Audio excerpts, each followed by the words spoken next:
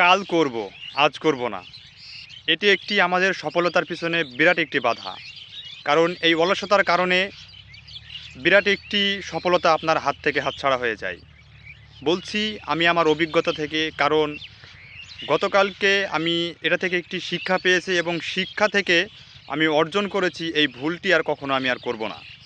আমার একটি সম্পূর্ণ কাজ, মানে কিছু অংশ বাকি ছিল, যে কাজটি আমি ভাবতেছিলাম যে অনেক রাত হয়ে গেছে, সেহেতু শরীরের ভিতরে অলসতা এবং ক্লান্তিবোধ কাজ করছে, যাই হোক কাজটি আমি এখন আর করব না, আগামীকাল সকালে করব।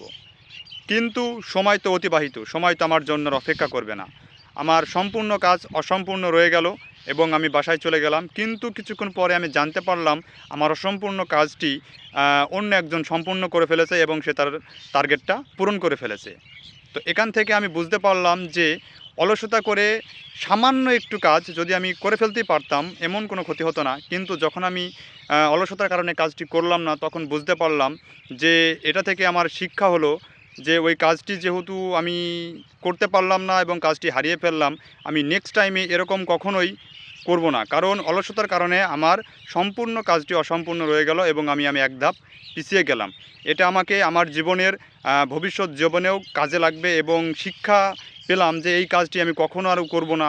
কারণ এরকম ভুল একবারই করব এবং ভুল থেকে শিক্ষা নিয়ে ভবিষ্যতে কখনো এরকম অলসতা না করে মানে কাল করব এ বিষয়টি না। আপনাদেরকেও বলছি, কাল করব কখনো এই বিষয়টি ভাববেন না।